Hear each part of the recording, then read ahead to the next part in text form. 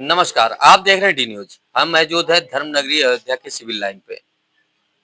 हमारे साथ एक समाज सेवी हैं गुलशन तिवारी जी, जो समय समय पे सामाजिक मुद्दों को लेकर आवाज उठाते रहते हैं।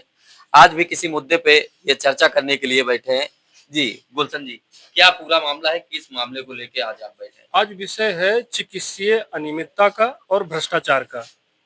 हम लोगों ने देखा है कि जिला अस्पताल हो या राजर्षि मेडिकल कॉलेज जो है, वहाँ पर समय समय पर ऐसी शिकायतें आई हैं कि ऑपरेशन के नाम पर पैसे की मांग होती है, धन उगाही की जाती है, बिल भी नहीं दिया जाता है। तो समस्या ये है कि जो आम नागरिक है, जो इस भ्रष्ट सिस्टम से नहीं लड़ सकता है, वो जब जाता है अपने मरीज को लेकर के, तो इन भ्रष्टाचारियों की हाँ में हाँ मिला करके किसी तरह अपना काम निकाल करके वहां से जाना चाहता है। लेकिन जब शिकायत हो जाती है, तब हम लोगों के संज्ञान में आता है कि देखिए, अमुक व्यक्ति ने शिकायत की है और अभी तक शिकायतकर्ता को कैसे तमाम तरह से प्रभावित किया जाता है। शिकायतकर्ता के सहयोग में जो लोग आते हैं, चाहे वो अधिवक्ता हो, पत्रकार हो, समाज सेवी हो, सबको तरह तरह से प्रभावित किया जाता है, उनको परेशान किया जाता है। ये है सिस्टम में इनकी, इन भ्रष्टाचारियों की जड़ें कितनी गहरी पैठ है, इसका आप इसी से अनुमान लगा सकते हैं। जैसे एक एक उदाहरण है शिवनगर कॉलोनी का है। शिवनगर में गुड्डू जायसवाल के पैर का ऑपरेशन होना था, तो वो राजर्षि दशरथ मेडिकल कॉलेज में उनका ऑपरेशन तय हुआ। जिस डॉक्टर साहब द्वारा उनका ऑपरेशन होना था, उन्होंने एक सादे पेपर पर एक व्यक्ति का कॉन्टैक्ट नंबर दे करके इनको कहा कि अमुक जगह जाइएगा और वहां पर ये धनराशि आप जमा करा दीजिए, आपका ऑपरेशन हो जाएगा। तो एक फार्मा कंपनी के एजेंट के तौर पर कोई व्यक्ति मिलता है और 28,000 रुपए की वहां पर मांग होती है। जब ये 28,000 रुपया, अब भाई ऑपरेशन तो कराना ही था, ना करते तो फिर तरह तरह से यहाँ तक भी बोला था कि तुम्हारे पिताजी का, उनके बेटे से, राजन जायसवाल से कहा गया, गुड्डू जायसवाल का बेटा, उससे कहा गया कि तुम्हारे पिताजी का पैर काटना पड़ जाएगा, स्थिति ऐसी है। तो आनंद फानंद में जैसे तैसे उन्होंने 28,000 दे दिया। 28,000 रुपए देने के बाद ना उनको कोई बिल दिया गया, ना कोई रसीद दी गई, ऑपरेशन कर दिया गया। अब ये व्यक्ति तहरीर दे रखा है थाने में, 1 महीने से ज्यादा हो गया, अभी भी जांच ही चल रही है। थाने से जांच वहां गई है वो, क्योंकि मेडिकल कॉलेज का मामला है, तो वहां के जो प्राचार्य हैं, प्रधानाचार्य जी हैं, उनसे मांगा जा रहा है कि देखिए आपका क्या कहना है, वहां का प्रशासन पहले देखा जाए कि मेडिकल कॉलेज का एडमिनिस्ट्रेशन क्या कहता है जांच करके। तो ये अपने आप में बार बार ये जो चीजें सामने आती हैं, ये सवाल खड़ा करती हैं पूरे सिस्टम पर। क्यों सरकारी अस्पताल या सरकारी मेडिकल कॉलेज के सामने ही प्राइवेट मेडिकल स्टोर्स फलते फूलते हैं? क्यों इस तरह से धन उगाही की जाती है? आपका सिस्टम वीक है। कहने को हमारा देश जो है सबसे बड़ा एक्सपोर्टर है जेनरिक मेडिसिन का। जेनरिक मेडिसिन की कीमत बहुत कम होती है, उसकी ब्रांडिंग का खर्च भी कम आता है, आम जनता से वो दूर है, केवल पेटेंटेड ड्रग्स को बेचने का काम किया जाता है। क्योंकि कि यहाँ चिकित्सा व्यवस्था में ज्यादा से ज्यादा धन उगाही करना, मानवता मर चुकी है इन लोगों की। तो इसमें कई माफिया लेवल की फार्मा कंपनियां इन्वॉल्व होती हैं, डॉक्टर्स इन्वॉल्व होते हैं। कौन सी फार्मा कंपनी है जिसका नाम आया? जिसमें इसने आरोप लगाया है, एके फार्मा कोई कंपनी है, वो आरोप लगाया है उसने।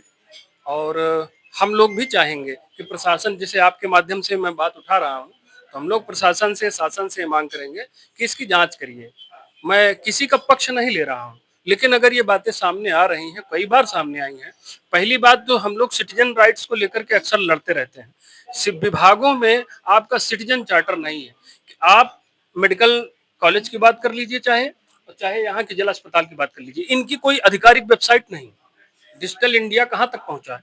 आधिकारिक वेबसाइट नहीं है, महत्वपूर्ण जानकारी सार्वजनिक नहीं है, डॉक्टर से संबंधित जानकारी, किस तरह का इलाज वहां पर उपलब्ध है, ये सब जानकारी मरीज को होनी चाहिए।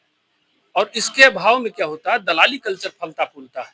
भ्रष्टाचार के लिए यूपी के मुख्यमंत्री तो कहते हैं कि स्वास्थ्य व्यवस्था बहुत चुस्त दुरुस्त है और सब निःशुल्क सेवाएं हैं। तो अपना इलाज किसी सरकारी अस्पताल में करा लिया करें। मुझे नहीं लगता है कि एक बार भी आकर के विजिट कर लेंगे, और आए हम लोग भी रहें, देखें हकीकत क्या है।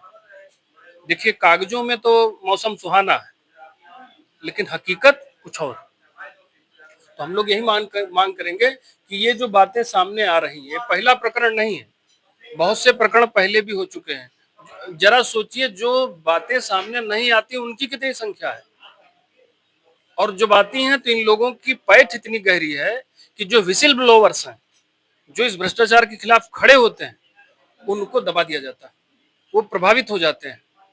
और फिर एक व्यक्ति प्रभावित होता है, दूसरा व्यक्ति हिम्मत नहीं करता है कि किसी पीड़ित की, वंचित की, शोषित की आवाज बन सके वो। तो विसिल ब्लोअर प्रोटेक्शन एक्ट आप तो लेकर आए हैं, लेकिन जमीन पर भी उसका अनुपालन हो सकेगा क्या? जो समाज सेवी हैं, जो लोकतंत्र के प्रहरी हैं, वो उनके संघर्षों में ये शासन कितना, किस हद तक सहयोग करेगा, कानून व्यवस्था किस हद तक उनको बचाएगी? क्योंकि माफिया राज चल रहा है, और फार्मा इंडस्ट्री अपने आप में बहुत बड़ी है, भ्रष्टाचार में गले तक डूबी हुई है। इसकी जांच होनी चाहिए। डॉक्टर भी इसमें शामिल हैं, प्राइवेट प्रैक्टिस कर रहे हैं, बाहर से दवाइयां लिखी जा रही हैं, बाहर के लिए जांच लिखा जा रहा है, और जो व्यक्ति इन चीजों के लिए तैयार नहीं है, उसको रिफर कल्चर झेलना पड़ता है। आपके मरीज को रिफर कर दिया जाएगा, या मेडिकल नेग्लिजेंस का वो शिकार हो जाएगा। क्या लगता है कार्रवाई हो पाएगी कि फार्मा और ये जो डॉक्टर की अवैध तरीके से धन उगाही चल रही है? अब चूंकि मामला हम लोग के संज्ञान में आया है, अगर जांच होगी भैया, तो मान लीजिए कि अधिकांश डॉक्टर प्राइवेट प्रैक्टिस कर रहे हैं, और प्राइवेट प्रैक्टिस करने के चक्कर में वो अपनी जो सरकारी सेवाएं हैं, जिसके लिए उनको वेतन मिलता है, उसकी अवहेलना करते हैं। और मैं तो स्वयं गया हूँ, मैंने अपना सर्वे, जो मेरा अनुभव मैं आपको बता रहा हूँ, सिटीजन चार्टर आपको नहीं मिलेगा, आधिकारिक वेबसाइट नहीं मिलेगी, डॉक्टरों के ड्यूटी रोस्टर आपको नहीं मिलेंगे, कहीं आपको हेल्प डेस्क नहीं मिलेगी, हेल्प डेस्क के नाम पर गार्ड साहब आपको मिलेंगे, वो बताएंगे यहाँ चले जाइए या वहां चले जाइए, आपको ब्लड बैंक जाना है उधर जाइए। तो एक तरह से जब कोई चीज कहीं जब पारदर्शिता नहीं है, उत्तरदायी व्यवस्था नहीं है, तो वो तो अपने आप एक प्रेरक वातावरण बन जाता है भ्रष्टाचार के पनपने का। तो ये बहुत बड़ी समस्या है। आप ई गवर्नेंस की बात कर रहे हैं, ट्रांसपेरेंसी अकाउंटेबिलिटी की बात कर रहे हैं, तो उसको जमीन पर लाने का प्रयास करिए। कागजों में मौसम सुहाना है, लेकिन जमीनी हकीकत कुछ और कहती है।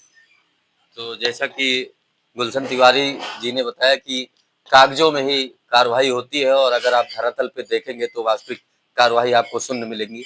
ऐसा ही मंडलीय चिकित्सालय के एक नहीं कई कारनामे सामने आए हैं।